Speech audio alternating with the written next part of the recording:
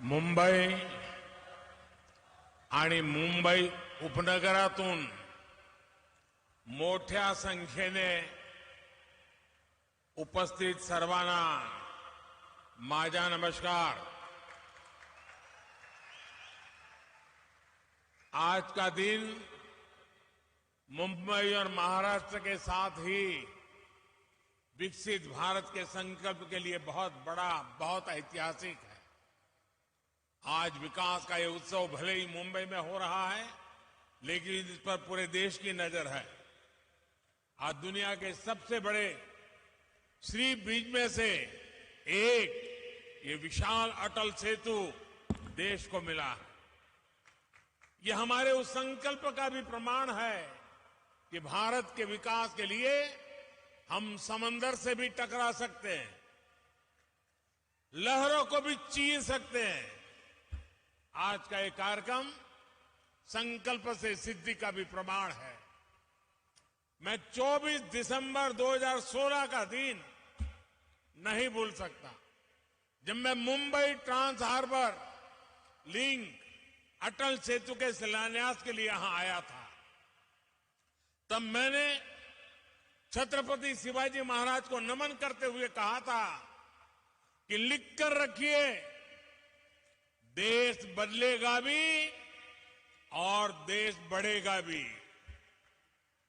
जिस व्यवस्था में सालों साल काम लटकाने की आदत पड़ गई थी, उससे देशवासियों को कोई उम्मीद बची नहीं थी।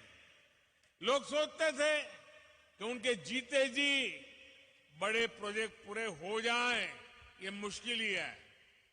और इसलिए मैंने कहा था, लिख कर रखिए, देश बदलेगा और जरूर बदलेगा। ये तब मोदी की गारंटी थी। और आज मैं छत्रपति शिवाजी महाराज को फिर नमन करते हुए, मुम्बरा देवी को नमन करते हुए, सिद्धि विनायक जी को प्रणाम करते हुए, ये अटल सेतु मुंबईकरों को, देश के लोगों को समर्पित कर रहा हूं। कोरोना के महासंकट के बावजूद मुंबई ट्रांस हार्बर लिंक का काम पूरा होना बहुत बड़ी उपलब्धि है। हमारे लिए शिलान्यास, भूमि पूजन, उद्घाटन और लोकार्पण सिर्फ एक दिन का कार्यक्रम पर नहीं होता। नहीं, ये मीडिया में आने के लिए और जनता को रिझाने के लिए होता है। हमारे लिए हर प्रोजेक्ट भारत के नवनिर्माण का माध्यम है। जैसे एक एक ईंट से बुलंद इमारत बनती है, वैसे ही ऐसे हर प्रोजेक्ट से भव्य भारत की इमारत बन रही है।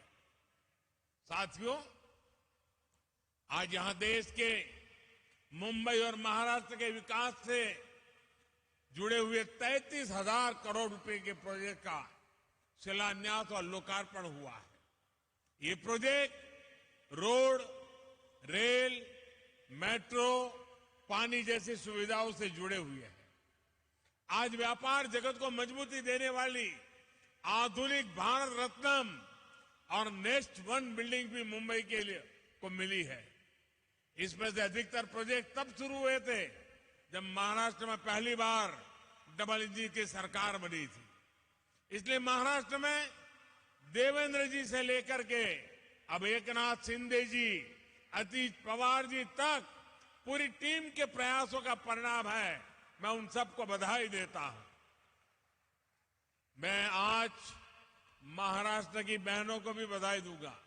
इतनी बड़ी तादाद में महिलाओं का आना, इन माताओं बहनों का हमें आशीर्वाद देना, इससे बड़ा सौभाग्य क्या होता है।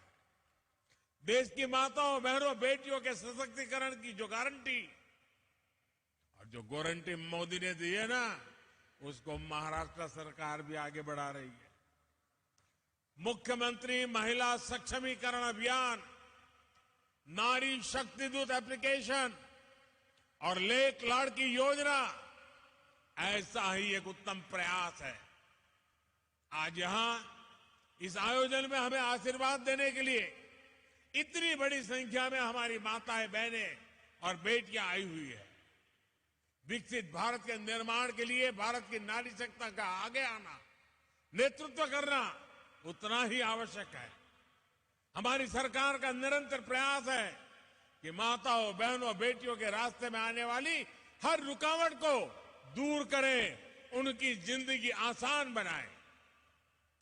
उज्ज्वला का गैस सिलेंडर हो, आयुष्मान योजना के तहत 5 लाख रुपए के मुफ्त इलाज की सुविधा हो, जनधन बैंक खाते हो, पीएम आवास के पक्के घर हो, घरों की रजिस्ट्री महिलाओं के नाम हो, गर्भवती महिलाओं के बैंक खाते में 6,000 रुपया भेजना हो, नौकरी करने वाली महिलाओं को वेतन के साथ 26 हफ्ते की छुट्टी देना हो, सुकन्या समृद्धि खातों के माध्यम से ज्यादा ब्याज देना हो।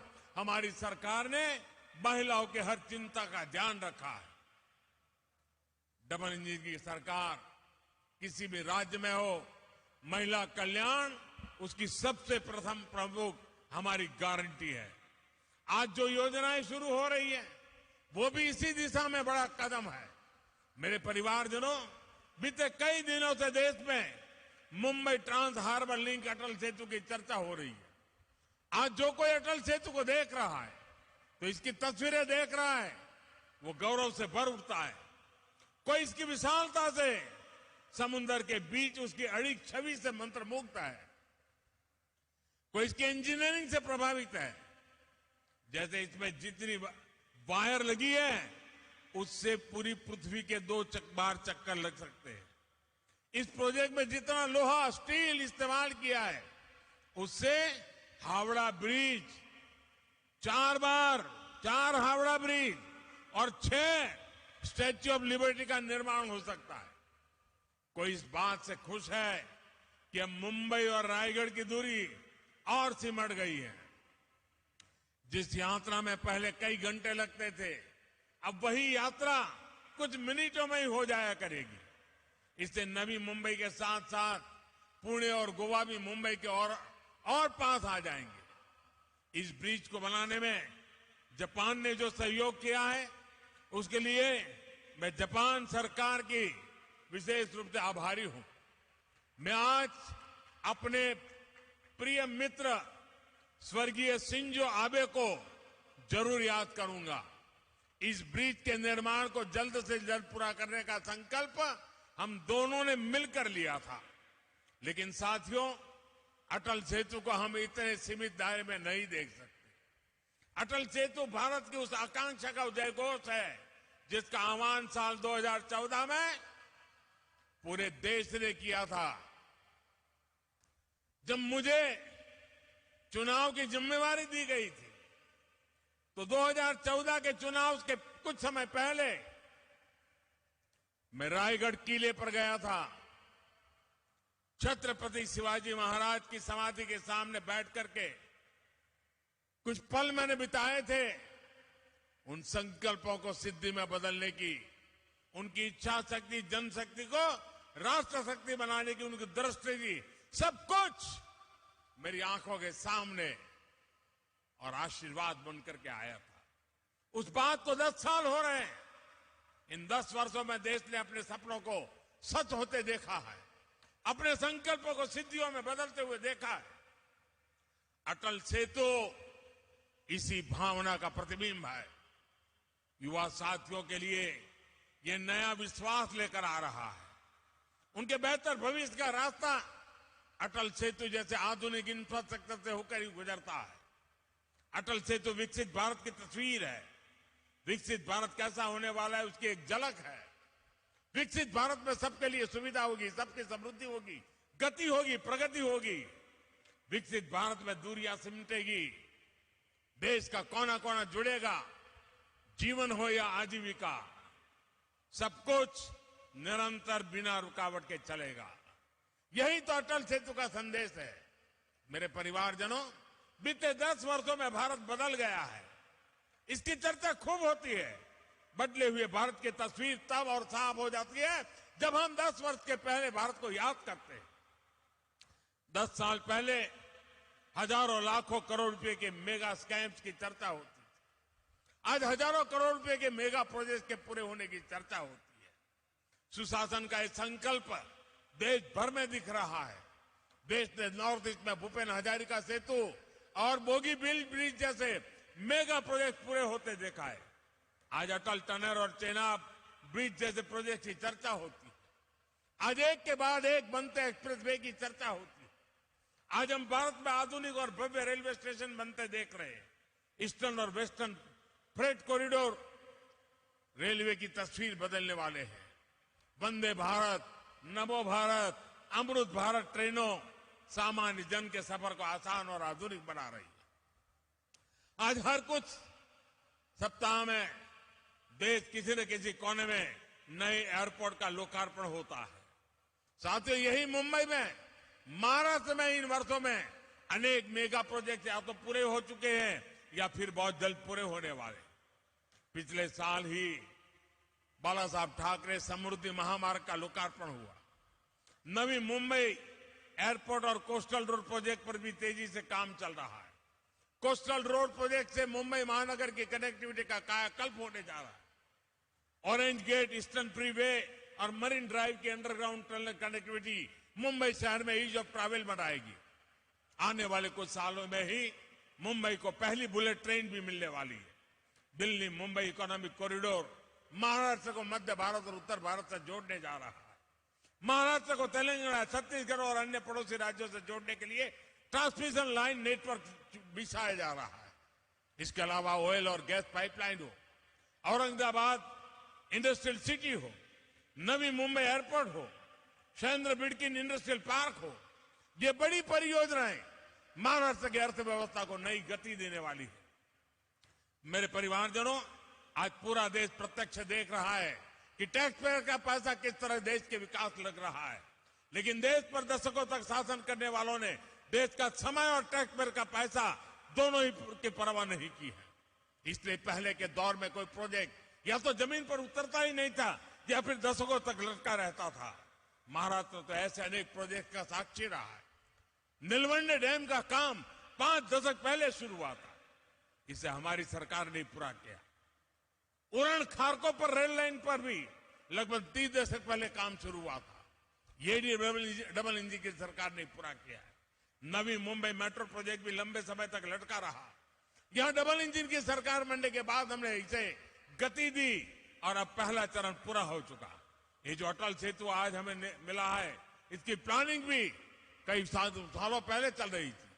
यानी मुंबई के लिए इसकी जरूरत सबसे अनुभव की जा रही थी, लेकिन इसे पूरा करने का सौभाग्य हमें मिला। और आप याद रखिए, बांद्रा वर्ली सी लिंक प्रोजेक्ट अटल सेतु से करीब 5 गुना छोटा है। 5 गुना छोटा है। पहले की सरकार में उसको बनते बनते 10 साल से ज्यादा लगे थे और बजट 4-5 गुना अधिक बढ़ गया था। ये तब सरकार चला रहे लोगों के काम करने का तरीका था।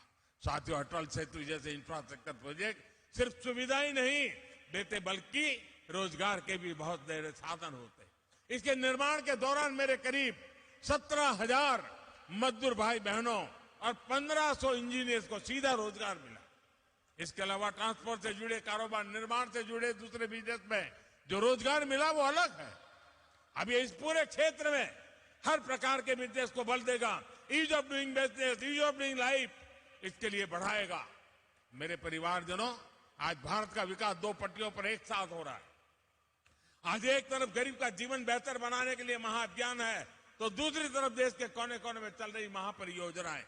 हम अटल पेंशन योजना भी चला रहे हैं और अटल सेतु भी बना रहे हैं।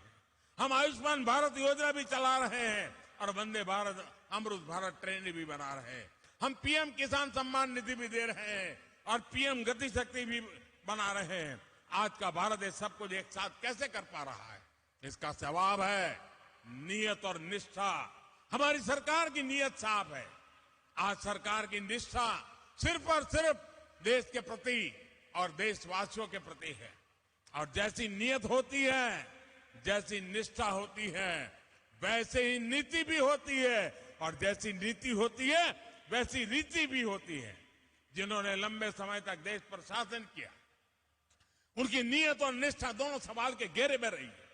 उनकी नीयत सिर्फ सत्ता हासिल करने की रही, वोट बैंक बनाने की रही, अपनी तिजोरियां भरने की रही। उनकी निष्ठा देशवासियों के प्रति नहीं, बल्कि सिर्फ और सिर्फ अपने परिवारों को आगे बढ़ाने तक ही सीमित रही। इसलिए वो न विकसित भारत के बारे में सोच सके, न आधुनिक इंफ्रास्ट्रक्चर को लक्ष्य बना सके। इससे देश का कितना नुकसान होता है ये जानना भी जरूरी है। मैं आपको एक आंकड़ा देता हूं।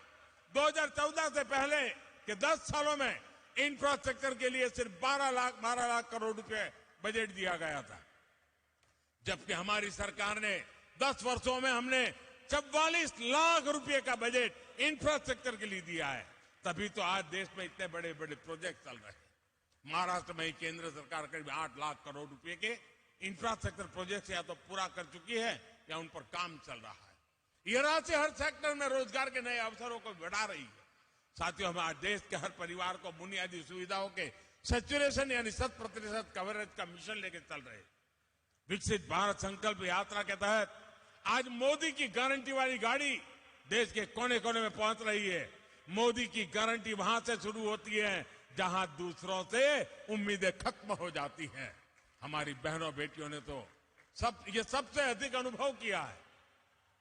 गांव या शहर, साफ सफाई से लेकर पढ़ाई, दवाई और कमाई, हर योजना सबसे अधिक लाभ हमारी माताओं बहनों को हुआ है। पीएम जन औषधि केंद्रों पर 80% डिस्काउंट के साथ दवाई दी जा रही है। मोदी की गारंटी गरीब परिवार की बहनों को पक्का घर देने की है। जिन्हें पहले किसी ने नहीं पूछा, उन्हें पहली बार मोदी ने पूछा है। उन्हें बैंकों से मदद दिलवाई है। पीएम स्वनिधि योजना से यहां मुंबई के भी हजारों रेहड़ी पटरी वाले भाई बहनों को फायदा हुआ है। हमारी सरकार महिला सेल्फ हेल्प ग्रुप को भी मदद दे रही है। बीते कुछ सालों में हमने बहनों को लखपति दीदियां बनाई है और अब मेरा संकल्प है आने वाले सालों में 2 करोड़, ये आंकड़ा सुनकर के कुछ लोग चौंक जाते हैं, 2 करोड़ महिलाओं को मैं लखपति दीदी बनाने का लक्ष्य लेकर के चल रहा हूं। महाराष्ट्र के एनडीए सरकार ने जो ये नया अभियान चलाया है, ये नारी सशक्तिकरण में बहुत बड़ी भूमिका निभाएगा। मुख्यमंत्री महिला सक्षमीकरण अभियान और नारी शक्ति दूत अभियान से महिलाओं के विकास को नई गति मिलेगी। मैं आपको विश्वास दिलाता हूं, डबल इंजन सरकार महाराष्ट्र के विकास के लिए ऐसे ही समर्पित भाव से काम करती रहेगी। महाराष्ट्र विकसित भारत का एक मजबूत स्तंभ बने, इसके लिए हम कोई कसर बाकी नहीं छोड़ेंगे। एक बार फिर आप सभी को इस नए प्रोजेक्ट के लिए मैं बहुत बहुत बधाई देता हूं। माताओं बहनों को विशेष रूप से प्रणाम करता हूं। आपने इतनी बड़ी तादाद में आकर हमें आशीर्वाद दिए, बहुत बहुत धन्यवाद।